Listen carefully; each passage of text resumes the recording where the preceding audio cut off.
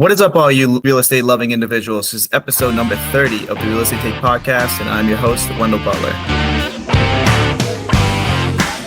This is your go-to podcast with tons of information regarding the current real estate market, where you get various real estate professionals' current take on different areas of real estate. For today's guest, we have Chris Prefontaine. Chris Prefontaine is the chairman and founder of Smart Real Estate Coach, a 4-time best-selling author. He is a Forbes Business Council Member and a 3-time Inc. 5000 Honoree for fastest growing company. Wicked Smart Community operates all over North America and has successfully completed hundreds of transactions, assisting students in doing the same. Alongside his achievements, Chris hosts the Smart Real Estate Coach podcast, which ranks in the top 0.5% globally. So let's bring in Chris. Chris, how are you doing today? Hey, I'm great, Wendell. Thanks for having me, buddy. Absolutely. Yeah, it's awesome to have you on right after your son was on a past, I think 2 episodes ago, or even last episode. We have a great conversation there. So it's awesome to talk to you as well and get a little bit more in depth about what you guys do. So I'd like to always just start out just to learn more about you and just what you do and how you got into real estate and kind of your backstory. So if you just want to start there, then we can take it from there. Yeah, I'll be brief. You can unpack and bring me back to any piece you want, Wendell, because I'd put him asleep if I went through all 34 years. It's my 34th year doing business. So yeah, I got into real estate after hanging out with my father in a non-real estate company. He actually had a welding supply business. You're familiar with New England. He had our main branch was in Auburn, Massachusetts. And then he built a company all over New England, but he would build his own building and then lease them back to himself. And I remember trying to grasp that when I was like 10 going, but it's you're the same person. Then I understood how he was doing it. So I was around that kind of real estate all the time. He'd look for raw land and he'd permit it and flip it. So I was exposed early and just had an itch to do it. So even though I went to college and went all the conventional route, I was doing deals fairly early. I think my first deal was in 1991.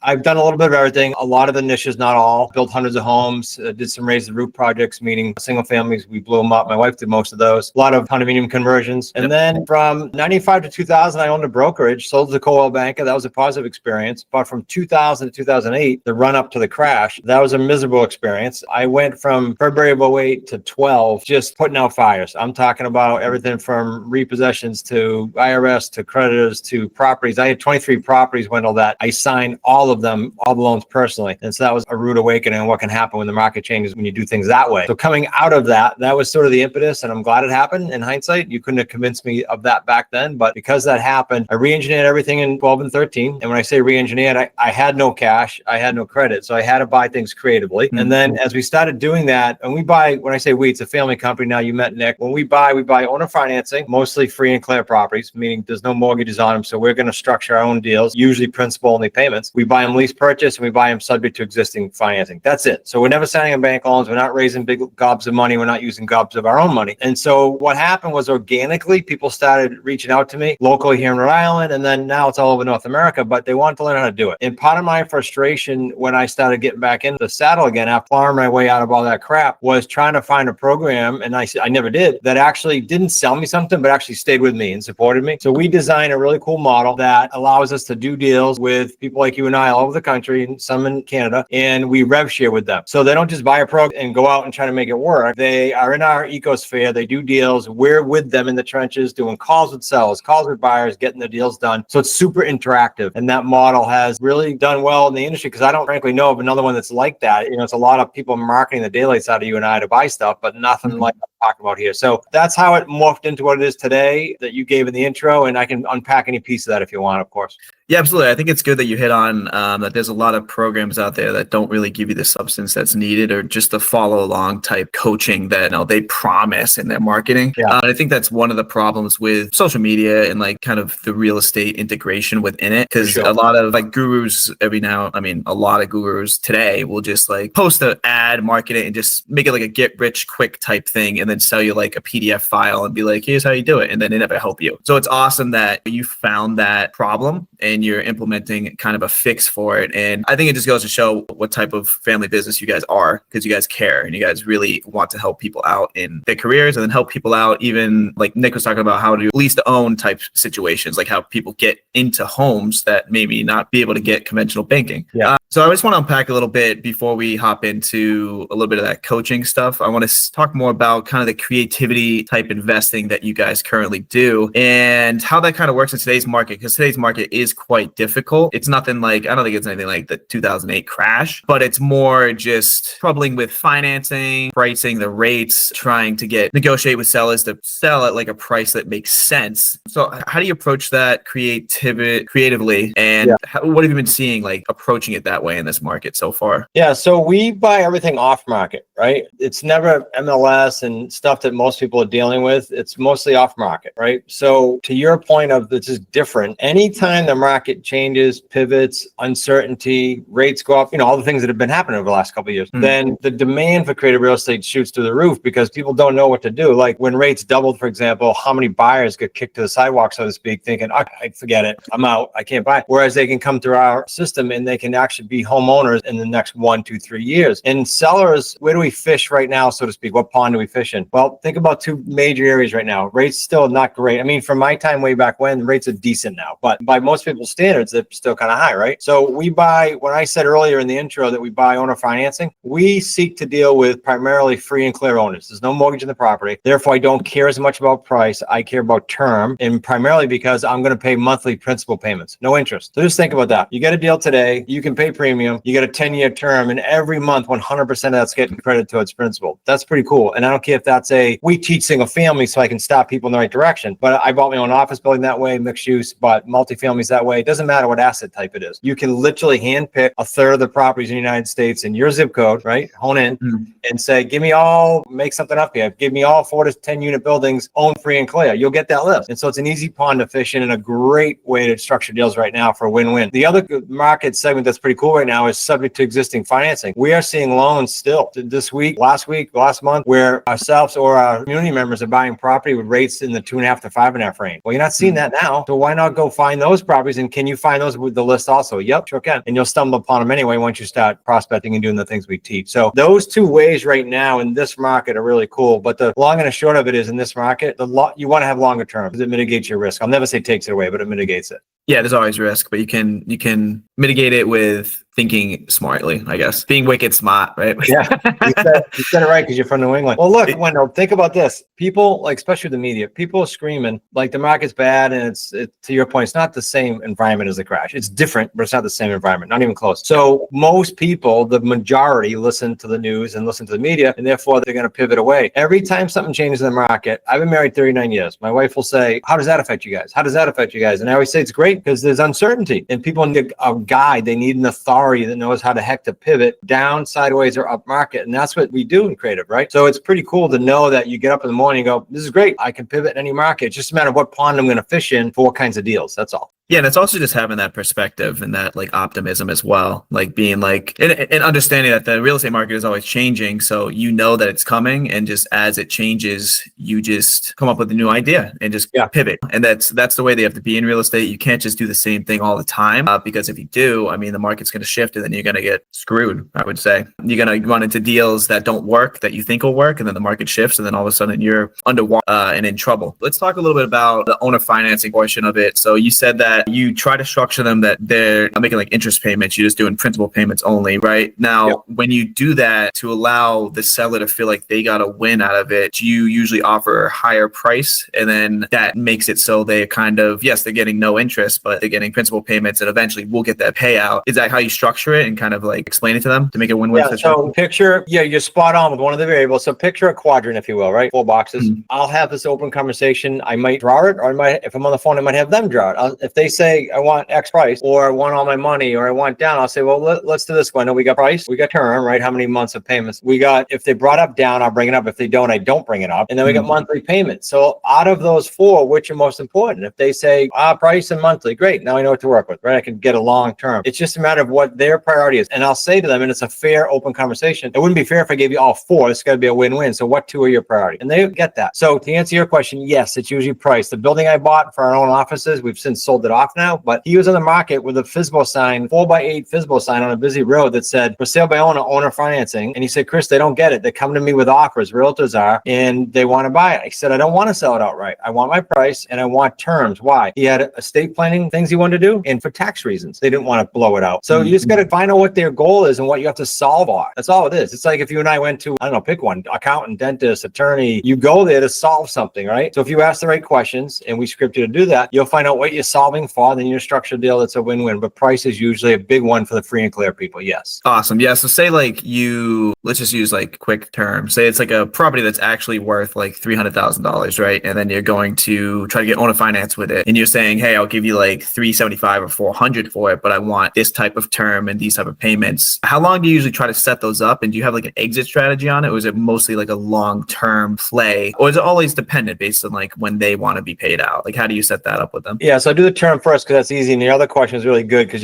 there's all different levels of that. One is on the term. On owner financing, I don't like to go less than 48 months because I need time for the market. And frankly, when I tell you how we exit, it's important I have enough runway. So I get caught my pants down having to close something out too soon with a balloon payment. Yep. So I like 4 years. In this market, I like 5 to 10, right? If you're uncertain or if you're newer, then you're going to go 5 to 10. Now, how do we exit? For the sake of the show and the initial discussion here, we exit all on rent to own. And the rent to own is not working with renters that maybe someday have a dream to buy. And there's nothing against renters. I had to rent when I was in the toilet with everything, right? But I'm saying what we deal with is people that are leaving their business, their job rather, to go start a new business, or they're leaving their job to do another job. Those guys need 2 years of seasoning typically, and that's getting harder, I'm told, to go ahead and get financed. We just had a woman in our community, for example, give her notice to her job. She's full-time now in real estate with us. She was making 320 grand. It's not like she left a small salary, but guess what? She's not bankable right now. You can't get a loan right now because they're going to say, where's your new business? Well, I just started it 6 months ago. So those are the type of people that we love putting in homes. Nick specializes in that, who you met, and they have a ramp on sort of a definitive time to get mortgage ready. And it's usually a few years. So we give ourselves 4 minimum on the owner financing. As far as terms, you said it could be a long term. Well, when someone's brand new with us, and I go over their strategy with them, or our coaches do, and we find out, okay, they need cash flow. They're trying to replace a job. They don't have a nest egg. We're going to want to keep these terms fairly short, 2 to 5 years, so they can cash out of these, because every deal we do, it's 3 paydays. That's one of the frustrations I had after the crash. I didn't want to just be transactional. I wanted to create some long-term wealth. So it's 3 paydays in every single deal, and they range between 45 grand and 350 grand per deal. Those are big deals. So we say to the new student, okay, how many of these do you need to keep your cash flow going? Great. We'll get you to 5 or 6. And then might they want to do what I did in my building over some of the multis and buy stuff and hang on to it, but still buy it on term? Yeah, sure. But all of our singles or twos that we do when we exit rent to own, we do not tie the property up. We tie it up. We do not stop paying on it until we have a buyer. So our agreements are pre-written to say, you're my seller. It says this is contingent upon me finding my third-party buyer. Yeah. So risk there. Checking every way we can. Yeah, I love that. I love that. And people don't think about that because they, like you said, they have a bunch of people that are realtors and investors that will just always go up and offer just like conventional financing or try to just get the property up. But what it's worth in this market, when you can actually pay a little bit more and structure your terms a certain way to make it a huge win-win-win for everybody. Like, for example, I think I have like a 34 unit here that I'm looking at that the dude exactly wants the same thing. He owns it outright. And let's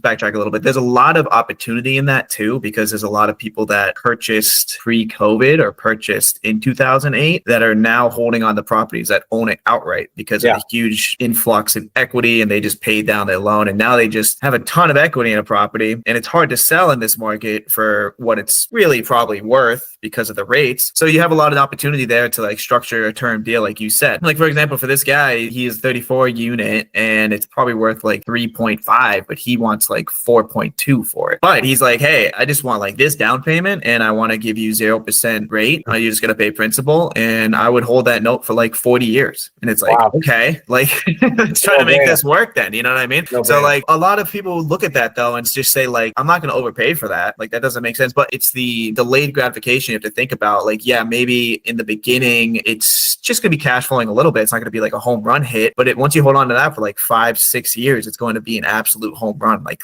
grand slam, because you got appreciation in play. You're paying down your principal. The rents are increasing just normally as it does, and everything is working with you. And then you have these great terms. Like, so a lot of people don't think outside the box like that. And I love that you do. And I love that you harp on that and teach other people to do that. So as you started doing this more, and then you realize, hey, there's not much out there that is showing this, like what made you decide to start working with other investors and teaching them about this? And was it more as you started doing it, people started learning about you and just kept asking questions, and then you saw like, hey, there's a need for this here, so you decided to create kind of a coaching program through that? Or was it something that you've always wanted to do, like you just have coaching kind of in your heart or just love giving back? I do love coaching and love giving back, but it's not what sparked it day one. Day one was, there's a war college here in Newport, as you probably know. And there's a gentleman, gosh, he was only in his late 20s. He'd been to 3 tours in Afghanistan, heard about what I was doing locally. I don't know if it was a seller I talked to or what. And he said, hey, I'm going back to civilian life in Oregon. Can you teach me? I didn't have a program then. I just came up with a number and said, come in my office and I'll show you. And that was really cool to see him get a deal. He actually got a deal with a seller in Warwick, Rhode Island with 2 houses on it. I mean, it's just a little luck there, right? He called at the right time. Yeah. But the fact is, it was really cool to see him. And then my wife said, well, when she saw I was excited, she said, well, why don't you show other people how to do this? It's what got you out of what you were in. And you helped so many families by just showing other people. Why don't you just start teaching it? So it just was organic, but it was a good love of mine to do. And then lastly, that I realized in hindsight, nice little Benny, when you're coaching, my coaches even say this now, because it's not just me anymore. When you're coaching, you're keeping your sword super sharp. Like your skill set's on. Because you're seeing so much deal variety. We're in 80 markets right now with students like you and I doing deals. So there's a lot of variety coming at us. There's a lot of mistakes. There's a lot of stumbling. So you fine tune. The growth curve and the learning curve is just like, it's compressed. So that's always fun. The coaches agree with that. So until you coach, people don't realize that is a big Benny. You get better yourself. Yeah. And they also run into opportunities that like maybe you haven't seen before. And then you work together with the individual to get it done. And it's just, you're learning with them as you're doing it too. Yeah. And it's just like camaraderie, I would say, and just like working with people. It just makes everything more fun, I think. Like there's like that quote that's like, you do it yourself, you go fast, but like if you do it together, you go farther. Like I think that's the quote. I don't know if I'm butchering it, but it's very true. And then it becomes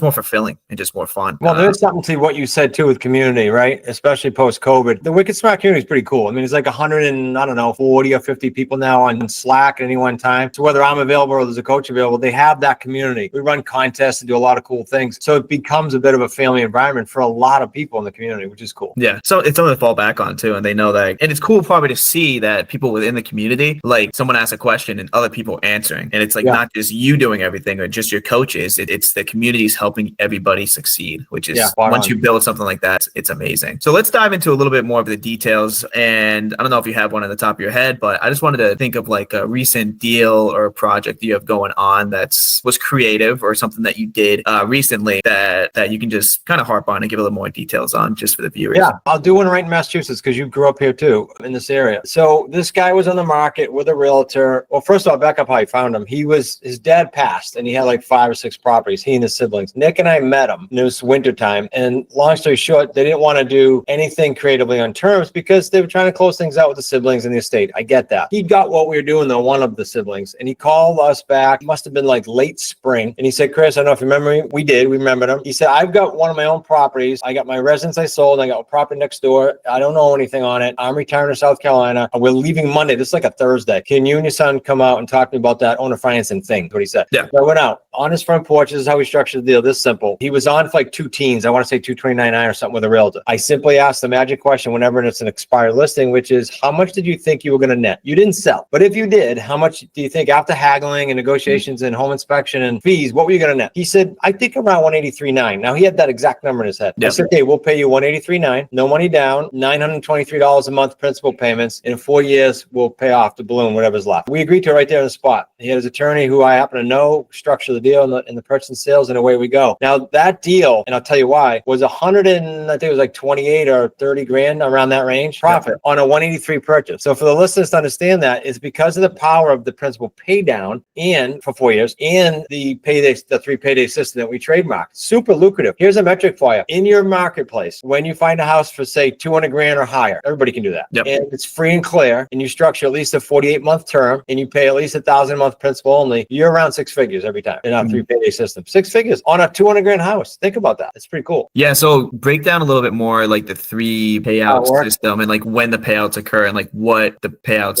are, I guess. And then, if you can just break that down. So picture who we're dealing with. We said earlier, we're dealing with a buyer who simply needs time. They're deserving of a house, but they either have a credit ding or they need time to get seasoning with their funding. So, okay, if they need time, what are they going to have ready if they were already ready to buy? They didn't have financing. They have a down payment. So they're going to come in with a down payment. For us as a family team, it averages somewhere between $2,500 24 and 30 grand. That's payday one. Now, that's sometimes all upfront, and sometimes it's, hey, I get half now and I have half with my tax refund. Or we had a state trooper in Western Mass say, I have some now and then I have some retroactive sergeant pay coming. I can give you X, right? So we structure it out. That's payday one. Payday one is now and over time. Payday two is we were paying that seller. Remember, I said $923 a month, principal only. Yep. We were collecting from the tenant buyer. That's what we call them while they're getting financing. $1,500. They don't get credit for principal. Why would they go get financing? It's just a lease. It's a rent to own. That's payday two. Every month you're collecting that difference, which was what, $400 something. So picture you launch a new property. You get a check, then you get a monthly cash flow stream that starts, and then the payday three is all of that principal pay down, $923 times 48 months. In any markup we did, which we did, we marked it back up from 183 to like 2.25. Not crazy, yep.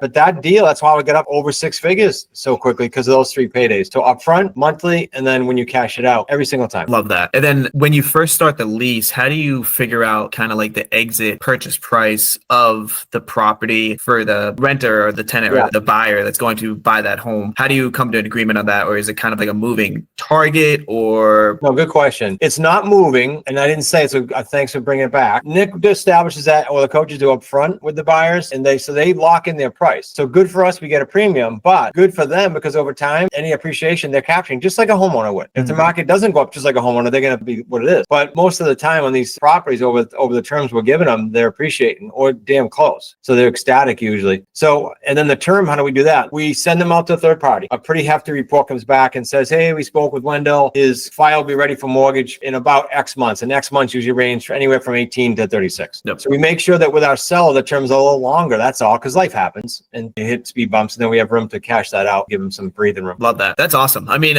so I've read a few books about lease to own, and that's actually one of the books that got me into real estate, because I'm like, oh, that's amazing. Like, you can help people get a home, and then you can make it a win-win situation. But there's a lot of people that don't implement it because they're confused about it, or they don't really understand how it works. And the way that you broke it down there was very simple. And I think it just goes to show your expertise in it, and also just your creativity behind it, and how to just make it simple. And I'm sure the way that you break it down to like the sellers and then the buyers as well, just make it so they understand it to the point that there's no question marks or anything, right? And I think that's a very important thing about lease to own as well, because a lot of people think about it, but then they don't understand like how to structure it to even make money or make it make sense. Because also, even as they're leasing it, right, they're in there paying the $1,500 or so a month. Anything that goes wrong at the property, they're liable to fix, right? Like, Correct. So like, you're not handling any maintenance, repairs. Correct. You're just handling kind of paying that term that you set up with the seller, the principal, and then making sure you handle like taxes and insurance, stuff like that. Or is that up to them? Taxes get built into their lease so that there's ever a headache. It's a lease, but we show them, remember, we're educating people to become homeowners, right? So if the property's marketed at $1,350 and taxes are $150, they're going to end up at $1,500, because we want them to be used to going into the bank. The bank qualifies them and says, okay, on top of this, you're going to have insurance and principal, interest, taxes, and insurance. You're going to have all that. So here's how your number's going to be. And that's how they qualify. So we do the same thing, only ends up being the final lease amount. The only thing we're paying, but it's built into the rent. I was paying the seller $923, and we were paying insurance, I don't know, $75. So it was a little less cash flow, just disclosure, but we still got the full 15 on their end. So yeah, they're paying for everything. They're behaving, acting like, and capturing value like they're a buyer. They just don't have a mortgage yet. Yeah. And I guess the biggest risk for lease to own that people get worried about is that the buyer that's leasing it will never be able to get that conventional loan. Like, they don't work on their finances and get to the point that they can get the loan, which there are some lease to own investors out there that don't care, because they're like, hey, we got the down payment. We don't care. Yeah. But you guys, and from talking to Nick, you guys actually really care and want them to get the home. So do you have a process that you kind of check up on them to make sure that they're doing the right steps financially to get to the point that they can purchase? Like, do you have quarterly like financial checks or something like that built into the lease? Like, how do you make sure that they can get the home? Because you guys do it the right way, right? You do it the moral way, and you want them to get the home. You want to help society and give back. So in turn, obviously make money, but you want them to get the home. Win-win. Like, how do you make sure initially, like, kind of that they're the right prospect or the right person to do it? And then how do you make sure that they continue that trajectory? And if they go off rails at all, like, what happens there? Yeah. So there's an online portal with our third-party service. And Nick, as we find this over there, because we've taken it on the chin a few times, right? And I'll tell you how that's okay. You can get out of it. But you are right that most investors don't care, that their success rate's like 20%. Our default rate is like 2 to 5. Let's say 2 to 10 to be safe. That's not a big default rate. It's because life happens, right? And it just, sometimes it doesn't work. But that's a very small default. How and why? The report that I said we get back is going to tell us how they become mortgage ready. Is it paying down some debt? Is it going into credit repair? Is it just pure seasoning and don't take on any more debt? Whatever it is, that portal is going going to tell us if they're still on the program. If they get off the program, we're notified. And if they get off the program per their lease, they default. They can't deviate. So if some do, that's why we build in the buffer that I said to you with the seller term, so it doesn't pinch us. Now, if by chance somebody snuck through the radar, it's happened, and they fell off the program, they didn't do it, or they had a life event last minute. One of our students in California, Mike, he's a coach now, had one of the spouses died, and the other one was doing illegal marijuana. So he had to get him out of the house. This was 6 months into his deal with them. So picture that as your first deal. It was his first deal. So now, so what's the pivot? Well, he took 25 grand down payment, and he was smart and frugal, and he put half in the bank. Yep. Now you can afford to turn the house over. I think he had a dumpster and $700 and 1 or 2 mortgage payments to the seller. Now, boom, he's back in business, put another tenant buyer in there. Right? Those life events do come up. And we're the only ones, quite frankly, Wendell, because everyone else is telling you how easy it is and how good it is, and morally and ethically, they don't care. They say it publicly. Yep. So we're the only ones that go, look, guys, here's the truth about the truth. You're going to run into this, and this, and here's how you deal with it. My book even goes into that. And we'll give all your listeners the book. There's a whole chapter of what can go wrong. I've been told by other educators, why are you doing that? You're going to scare people. No, I'm going to equip them to deal with this stuff. That's a big difference. Yeah, because you want to get into real estate to solve problems. You don't just want to like set up people almost for failure, which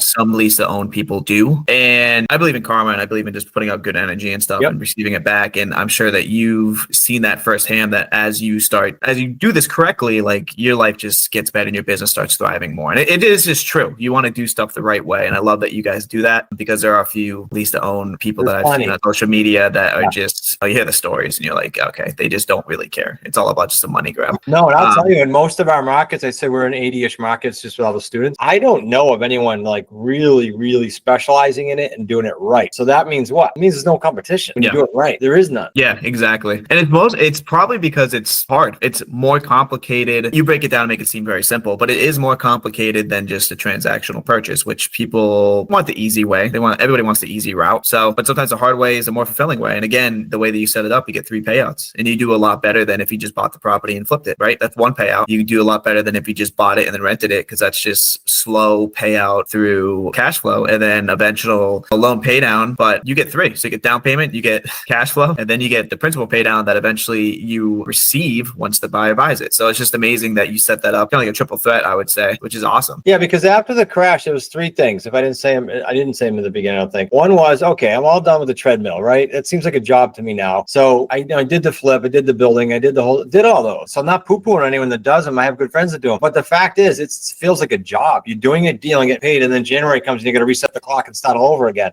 So that was 1. No more of that. 3 only. The second was no signing personally on bank loans. And the third was don't operate without a coach. Because I realized as I look back in my 30-something years, twice I had headaches in my career and twice I didn't have a coach. Crazy. So you don't have to reinvent the wheel. When you have a community, ours or someone else's, it doesn't matter. I'm not so naive to think it's just us, right? Tie in with someone that you can lean on and get the answers from. And I guess, like, let's say worst case scenario, just to show like the risk of doing this, because people always have questions like, oh, what's the worst thing that can happen, right? Yeah. So you set up something with a seller, you have a tenant go in, and just say like over the 48-month term, you just have bad tenant after bad tenant after get it sold at the end. Worst case scenario, do you just give the property back to the seller and just say sorry, and then that's pretty much it? Or like, how does the process would work at the end if the worst case happens? Because you're not technically, like, it's not like you used a bank, you're using seller finance. Like, there's different repercussions with that, because the bank would foreclose and it'd be on your record, but with the seller finance, there's probably more leniency on it. He or she could, but you're not on that personally. There's a big difference, right? So do you have leverage? Let me give you a real live thing during COVID, and then I'll come back to that in a second. So what are your options to answer your question? You can sell it conventional. Remember, you just got all that principal pay down. We've sold money conventionally. We have one right now, Cape Cod. With Cape Cod is the resort area. We had an attorney who messed up her credit in law school, went into the house, had a bunch of life events, legitimate life events, and just couldn't get it done. So she left. Well, he didn't left. And we put it on the market in 2 weeks and sold it. Now, there was no balloon deal. We bought that sub 2. But if there was, that would have been the same pivot. Okay, sell it, blow it out, sell it. You're still gonna have a nice profit. I think our payday 3, and that's 140 grand. That's from her not buying it. So you're always okay as long as you're being proactive. Now, the one I want to tell you about is to your question about financing. During COVID, we had 72 of these in the mix. Most landlords would have told you with 72 rentals, it's a headache, right? During COVID. Yeah. We had 4 headaches. A couple that were taking advantage of the federal to pay your rent. And we had 2 that legitimately got just really trounced with COVID, got sick, lost a job, the whole bit. So we had one owner financing out in Connecticut, and it was on 15 acres, gorgeous house. This guy bought Bob was gone. We had a good relationship. We had one of our headaches was a person that went in there because we wanted to rent it. This is before COVID hit.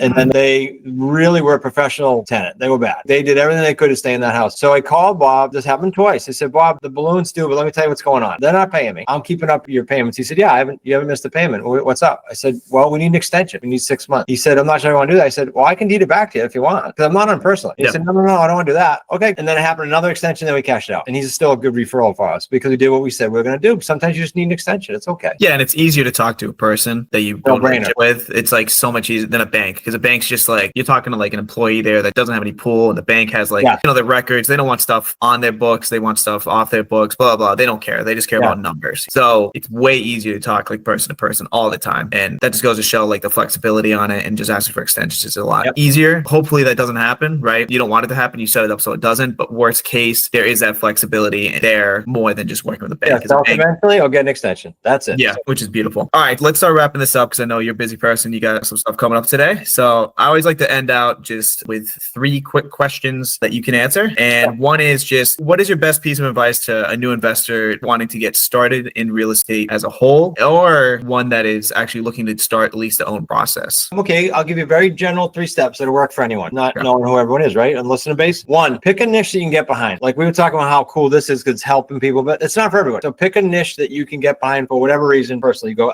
this is it. I like this. 2nd, find someone in that niche who's done what you want to do. I'm not talking about just deals. I'm talking about lifestyle, because some people can build a business and screw up their whole life, right? In relationships. I'm talking about find someone that has been where you want to be and has been through at least 1, if not 2 economic cycles. Because will we hit another one in the next whatever? Yep. And will you want to call that person or persons and say, hey, Wendell, what do I do next? Right? So that's 2. And 3 is, once you find that, put the blinders on for at least 36 months and don't get thrown off by the shiny object syndrome. If you do that, the third party in the house, you'll have a great experience, period. Now, as far as our stuff, I'll give everybody a free book. It's a hard copy book. It's not one of those free book and then pay for shipping. And when you get to checkout, it's free. We're going to ship it at our expense. Just go to wickedsmartbooks.com/Wendell. wickedsmartbooks.com/Wendell. You'll just be asked to put your address in there. We'll get you out. We're going to actually send you a couple of the best sellers, not just the real estate on your terms. So you'll get some gifts from us. Beautiful. And I'll put that in the bio as well. So anybody that's listening, you can just click on it and get that. I just want to piggyback on something you said right there. Shiny object syndrome is humongous in real estate. I've dealt with it in my short career so far. I've only been investing for like 3 to 4 years. But even in the beginning, I was like, maybe I should do Airbnbs, maybe I should do multifamily, maybe I should lease to own, maybe I should do blah, blah. Yeah. But it is very true that you just need to figure out one of those things and just focus on that for about 2 to 3 years, get really good at it, because that's going to be the base of your real estate career in your business. And then you can systemize that, get that going, and then you can start kind of exploring other options and other scenarios if you wanted to. And it's super important, because if you become good at everything but a master of none, you're going to get only so far in real estate, and then you're going to burn yourself out because you have so much stuff going on. Drilling for water. It's like drilling wells, Wendell, right? They keep going. You never get any water. You're running around, your head cut off.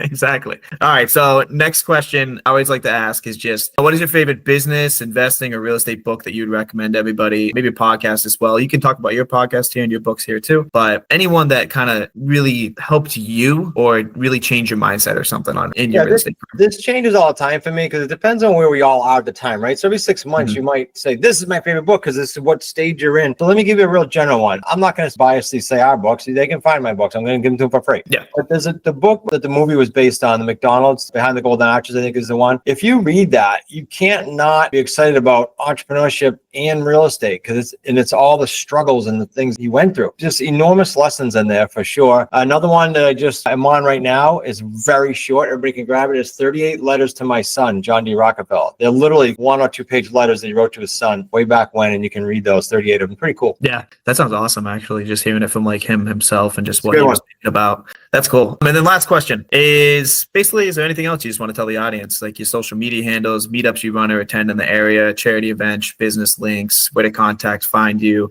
The floor is yours just to close this out. Yeah, I appreciate it. Thank you, Wendell. We speak, my son-in-law mainly now, we speak at a lot of RIAs. So if you're at a local RIA, you're probably going to see us there. You can, if you don't mind listening to my New England accent for another 45 minutes, you can go to, I have a free workshop. Go to smartrealestatecoach.com/masters class. I go quickly. It's not to teach you how to make $1 million. It's to expose you to more of what Wendell and I just talked about. And if you want to get on my calendar, I'll personally chat with you. If you just want to talk strategy, if you want to get direction for another niche, I don't care. Go to smartrealestatecoach.com/Chris Pre. That's PRE. Chris Pre call. Happy to do it. Beautiful. And I'll make sure to have all those in like the bio as well. Cool, so you guys can quickly just link it. But it was awesome having you on, Chris. I love learning about this and creative real estate paths and ideas of how to invest. So thank you for coming on. It was awesome speaking with you. Thanks for having us. All right. Thank you guys for listening.